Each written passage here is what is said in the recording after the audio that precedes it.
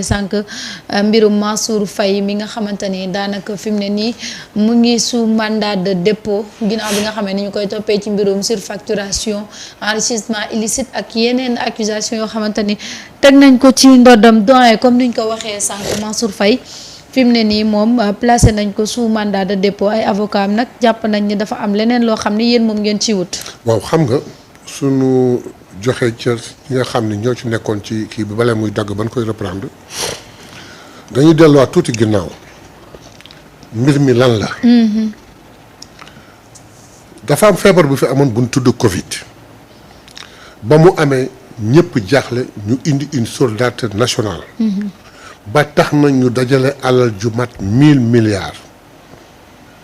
ñun dey leader bi nga xam ne moom la am waxoon na ni bu leen ko jox nit jox leen ko commission. ñoom ñu décidé jox ko nit ko gérer ko. ci diggante bi ñoom je dis bien ñoom ñu def seen rapport. teg rapport bi wax la muy wax ak recommandation am yépp. ñu jël ko jox ko procureur ba procureur bi tëddi nelaw. ba régime bi changé procureur bu bees ñëw fëgg ko di joxe.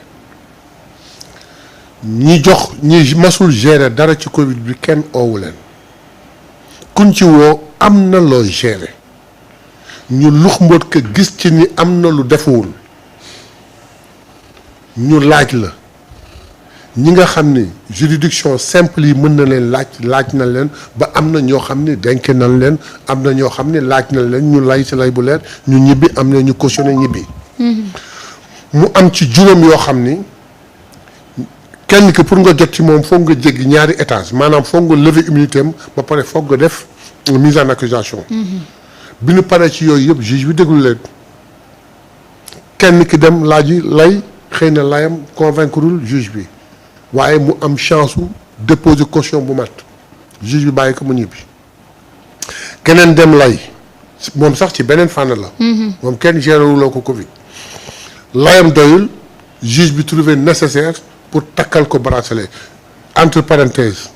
dégg naa ñuy wax naan dañ ko takkal bracelet pour humilier ko ñooñu xamuñu bracelet naka lañ koy takkee.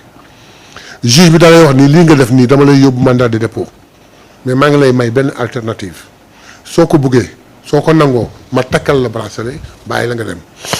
bracelet bi dafa am condition. condition da yow yaa koy nangu. Diomaye bi ñu ko jàppee en certain moment on lui a proposé le bracelet il a dit bugguma.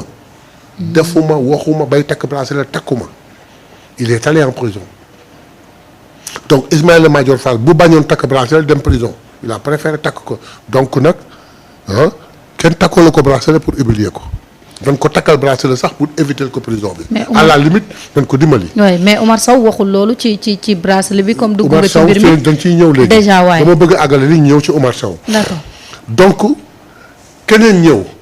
wax doy ko mu def mandat de dépôt ka ca topp ñëw def mu def mandat de dépôt tey nag kii ñëw ñoom ñëpp koo ci wax danaan la defuma à part kenn koo xam ne nee na man pour 2 milliards 500 ñu may ñawtuma tey di ma la kii di ma jeter à la gueule du loup alors que des gens ont jeté xëy na kii la doon wax. waaw def mën na am kii la doon wax. minimiser suñu 2 milliards 500 waaw ñun nag ndegam naataangoom lañu teg dans les mêmes conditions pour 57 millions. kon kay 2 milliards et quelque dara la. mais buy 15 sax moomu ko bu fekkee nag def na.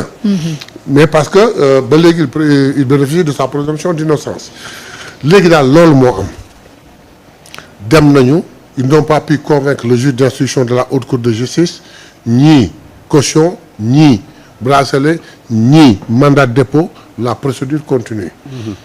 Et maintenant ils vont à la grande bataille où xëy na ce sera un procès où ils défendront leur cause avec des arguments avec des preuves et tout pour pouvoir s'en sortir si c'est possible au cas contraire le droit sera lu.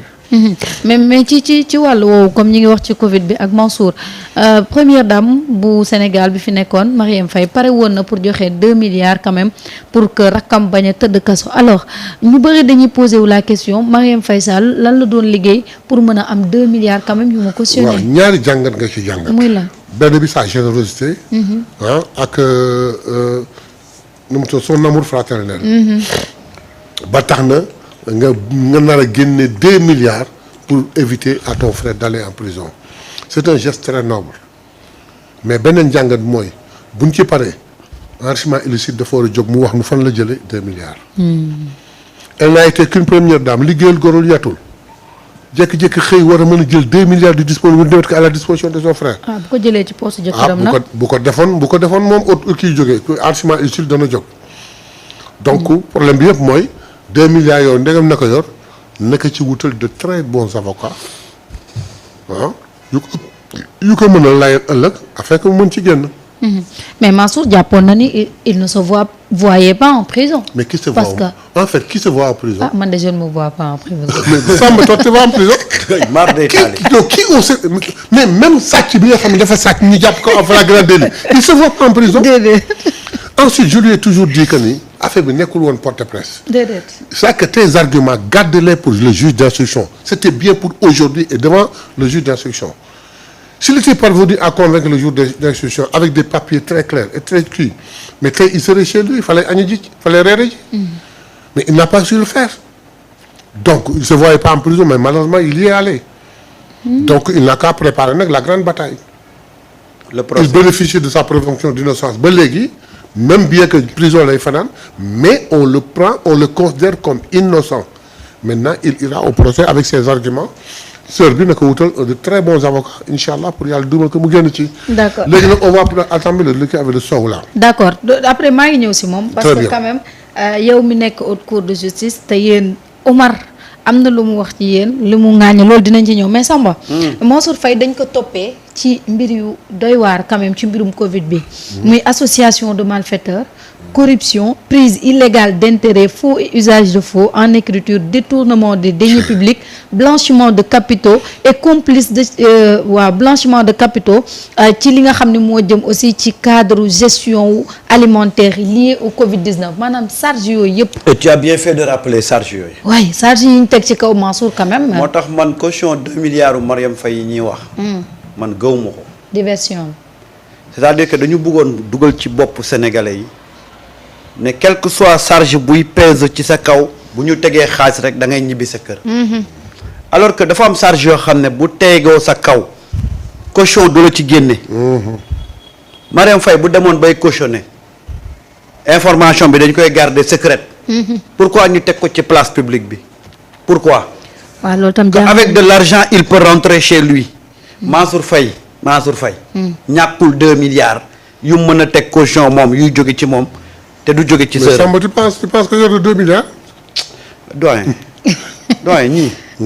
doyen ñii gësamagu leen yéen gësamagu leen gars yi. maa di yor nañ lu ne. gis nga information boobu depuis dëmb maa ngi naan c'est fait exprès pour moo dire aux gens que préparez-vous à ce qu'ils rentrent bu tegee xaalis.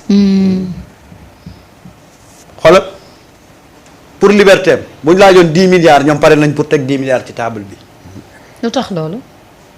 non parce que bëgguñu mu dugg kaso. pour sauver leur honneur xëy na. pour sauver leur honneur mais dañu teg 10 milliards yi ci penc mi pour gëmloo Sénégalais yi que l'argent peut échanger on peut l'échanger avec contre sa liberté. ak lii ñu ko toppee yëpp. mais charge yi. charge yi dafa bëri. loolu laa la wax c'est-à-dire que il faut que le problème de caution là il faut que ñu expliquer aux Sénégalais. léegi Samba. waaw charge yi ñu ko teg. lan moo ci yoonu nguur gi ba mu naan dañuy wut beau frère am. waaw nee na de Macky ngeen di wër. ay avocat dañuy amuser la galerie. depuis démb on nous prépare que parce que Mansour moo ne il ne se voit pas en prison.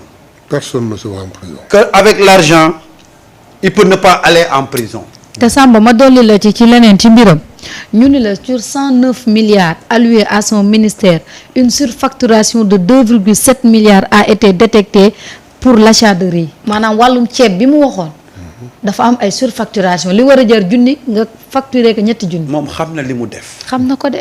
moo tax ñun ñoo xamul loolu ñu doon gëmloo ne Marième génne na 2 milliards. su ko defee nag léegi dans un pays comme le Sénégal.